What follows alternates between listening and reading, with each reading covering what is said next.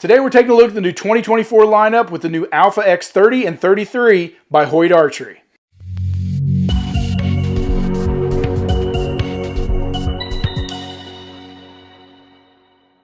Just a reminder, guys, head on over to mikesarchery.com to pick up any of our latest logo gear. We got plenty of hats and shirts, as well as any gear you might need for your next adventure. Welcome back to Mike's Archery, and today we are taking a look at the new 2024 lineup from Hoyt Archery, and we have got the new Alpha X. Now, we've got both the 30 and the 33-inch model here, and we're going to cover the specs on both these bows at the same time in this video.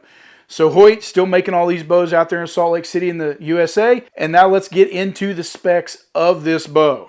The speeds on the 30 are coming in at 344 and the 33 is 334. Now the axle to axle is obviously at 30 and 33 inches with an overall cam to cam length at 35 1/8 and 38 1/8.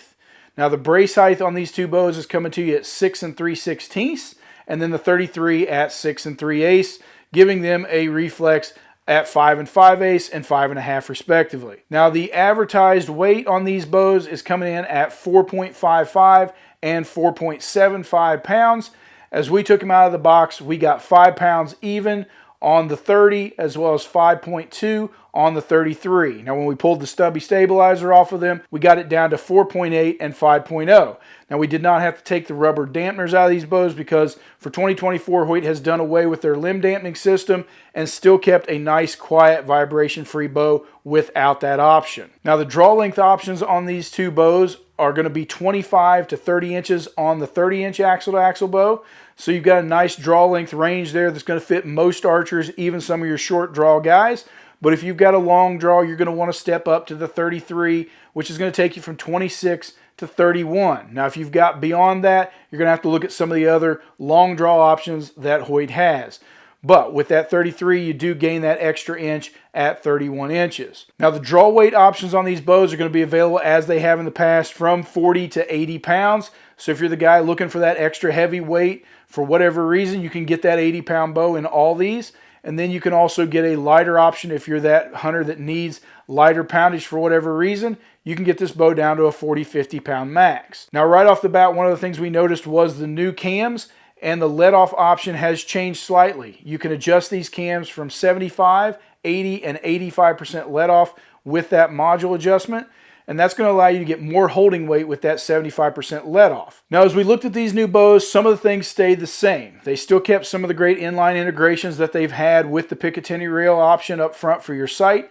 There's more and more options coming on the market every day to allow you to get what sight you want in that pick mount style. They also kept with the QAD integrated rest option in the back end, so you're going to be able to use that Hoyt integrated rest, and there's also more rests coming on the market every day that are going to fit that dovetail option in the back. From there, they kept with the short stubby stabilizer, but adding a new bolt-on option for the new Go Sticks, and from there, it's pretty much a complete redesign. Now, Hoyt did a complete redesign on the riser from the ground up, and it has all new cutouts, definitely a totally different look than what Hoyt has done in the past, with a lot more open air space in the cutouts in this riser. Now with that, they were able to change up some of the design with a new quiver mount that goes all the way through the riser of the bow, but you can still use all the inline accessories that they've had in the past. From there, they did get improved clearance with the cutouts in the back for your QAD rest cable coming through the riser, and they've given you several cutouts out front. If you're the guy using the Garmin sight, you've got routing holes now that will work nicely with that Garmin trigger to move it down to the grip where you need it. They also changed up the roller guard mount to a new improved setting there. Still the same great feel and smoothness of that roller guard, just a new way attaching it to the riser. Now, as we looked at the cams, it is a completely new redesigned cam with the new HBX Exact cam system. It is now a 3-module system. The last couple years has been a 2-mod system with a base mod of 2 and 3, which is going to add peak performance at all draw lengths. Now with that new cam system came a 1/4-inch threaded axle, which allows you to get more longevity out of the bearings as well as the axles. Now with that new axle system also came a new shim system. They are now using an all aluminum shim system in between there rather than the nylon shims that they had in the past. This is going to improve longevity as well. It is still a shim system on that threaded axle, but it is an improvement over what they had in the past. There's going to be 3 shim options to allow you to move this cam to the proper place to get a perfect tear out of it. We really wish Hoyt had done something that did away with that shim option, or something new there that just made it easier to tune and work on. But the aluminum shims are a step in the right direction with an upgrade. Now also on this new cam is the new cam foot. It is on the top and the bottom. It is going to allow you to keep the cam out of the dirt. It gives just a nice little foot on the bottom and the top. If you accidentally bang into something, it's going to protect that cam track where your string rides. It's also going to keep all the dirt and mud out of the cam track if you're using the go sticks and setting this bow on the ground. Just keeps it up out of everything, just giving more longevity and protecting that cam. The cam also has quarter length draw length adjustments, which is going to be nice for fine tuning this bow to fit you perfectly. And then with that extra 75, 80, and 85% foot on there, on that module, it's just going to allow you to get the perfect feel and holding weight that you want out of these bows. Now the other thing we noticed is with that foot, you can flip that around and you're going to be able to get a hard or extra hard back wall feel in this cam. It's just got a ton of adjustability there, allowing you to get a perfect feel out of this bow for your shooting style. Now they also redesigned the limbs and the limb pockets. They've got a wider stance than they've had in the past with the new B2 pocket and a 7/8 inch wide limb. This is giving an overall 2 3/4 inch wide limb stance, which is about 3/16 of an inch wider than what we saw on the VTM last year. Now they did claim to change the grip slightly. It's a little thinner than last year's. It's still a Vital Point grip, and if you love that grip, which we did last year, it's still got the same great feel. We really didn't notice it being any thinner, but Hoyt is advertising it as slightly thinner than last year's grip. Now also with the new limb designs and the new limb pockets gave a longer effective axle to axle. At least that's what Hoyt is advertising it as. So if you want to break that down, this bow at full draw feels and shoots like a longer axle to axle bow. It's going to give better string angle and overall a better feel to this bow and more forgiveness. They're saying it's about 7/8 of an inch longer at full draw. Effectively, that means as this bow came to full draw, the limbs are moving less, they are compressing less, but still getting all the efficiency and speed out of them. And so at full draw, everything is slightly longer on this bow than what has been in the bows in the past. They're also coming with their new wire WRX strings, which is a proprietary string that they are manufacturing there at Hoyt. They're using the highest quality BCY string material and then using a proprietary system to pre-stretch and set these strings for no creep and no rotation, so you won't have to change these out to an aftermarket higher end string. You're already getting that from the factory. Now as we look at the new color palette, it's basically the same as last year on these new bows. The biggest change is the new Tombstone Gray and the solid side of things, but you can still get last year's Bourbon as well as the Wilderness and a black.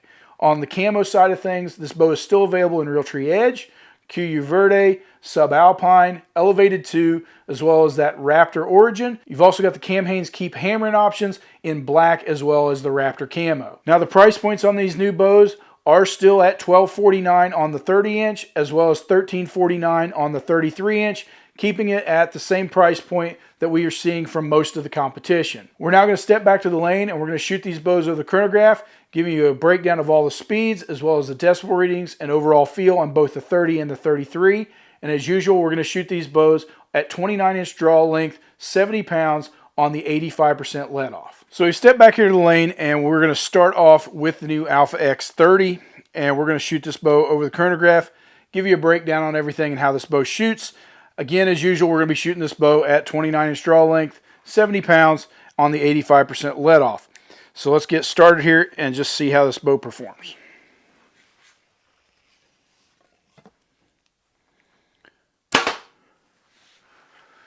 So, with a 350 grain arrow out of the 30, we've got 317 feet per second. So, pretty nice speeds out of this bow. As you jump down to a 400 grain arrow, you're going to get 297. With a 450 grain arrow, you've got 283. And with a 500 grain arrow, you drop down to 266. Overall, some really nice speeds, about what we usually see out of these bows. Not really any faster than what it's been in the past.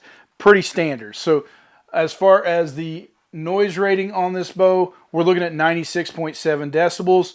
Again, nothing spectacularly quiet, but definitely not a loud bow either. This is going to be a great hunting bow. You know, Hoyt advertising, quieter and faster for this year, but the overall specs say it's about the same. It's hard to tell at this point between all the flagship bows, to be honest. But overall, this bow has got a great feel. So this new cam design, whatever they've done there, this bow on a 30-inch rolls over really nice. It drops into that 85%, just butter smooth. And overall, I am really thrilled with that. We liked the grip last year, the new thinner grip, which again, I don't know that I can tell that it's a lot thinner. It probably is since they say it is, but still the same Vital Point feel. And I like that grip on the Hoyt last year. I still like the grip on it this year. So overall, just a great feeling bow from Hoyt on this 30-inch. Now, we're going to grab the 33 and see what kind of specs that bow puts up. All right, so we've got the 33 here, and we're going to shoot this bow on the same specs. Obviously, the longer axle to axle. This is more my style of bow. Even though the 30 felt good, 33 is typically where I like to be, just as a bigger, taller guy. So let's throw the 33 up here and see what it gives us for speeds.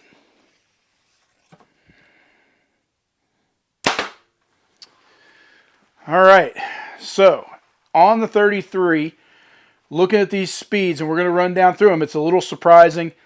Even though the 33 IBOs at 10 feet a second slower than the 30, and we checked these bows, they are both on 70 pounds and all that, and we're shooting the same arrow over and over again.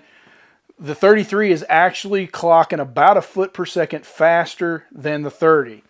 Not sure why. There is a difference between this being on a number 2 mod versus that being on a number 3 mod. But with a 350 grain arrow, we got 318. With a 400 grain arrow, we got 298. And with a 450 grain arrow, we got 282. And with a 500 grain arrow, we got 269. So overall, basically 1 foot a second faster out of the 33 over the 30. Which, like I said, I don't know the reason. I'm going to assume it's because of us being on the number 2 base mod. It's just giving a little more speed at that top end versus being, you know, 1 spot off on a number 3 coming down. So the 33, still very smooth. This new cam system, if you like last year's cam system, this bow is going to feel really great to you. I did notice on the 33 it dumps a little harder at the back end. Still really solid. We've only shot this bow on the hard back wall. There is that option to move it over to the extra hard back wall. But frankly, the hard back wall on both these bows feels extremely solid. Really pleased with the way that feels. But like I said, smooth draw cycle coming over, but it dumps a little harder than the 30, which I'm not sure why, but that's just the way it feels. Again, grip, same grip on the 30. We like this grip. It's just a nice grip from Hoyt. Torque free, real shootable. Overall, just one of our favorite grips in the market right now. Performance on this bow feels really nice. The after shot on both these bows may actually feel a little deader than last year, but you know, it's hard to tell. You know, it's one of those superficial numbers. Now, the noise rating on a 33 is coming in just a little bit quieter at 94.5 decibels. So again, a nice, quiet, shootable bow from Hoyt here. Top end performance on both the 30 and the 33. I think these are going to be some great bows that you ought to take a look at, and we're really pleased with what Hoyt did with the redesign. Overall, definitely what we expect from Hoyt in flagship stuff. Great feel, great shootability. Really come in, take a look at these bows here at Mike's Archery, your local shop, because they are some of the nicest bows that Hoyt has put out. I think you're going to be pleased with them when you shoot them. If you're looking for a new Hoyt, be sure and give us a call here at Mike's Archery. And as always, those accessories from Hoyt are available on our website, and we can ship those accessories to you. So be sure and grab, if you can't find quivers, stabilizers, all that new stuff from Hoyt, we're going to have it available online at mikesarchery.com.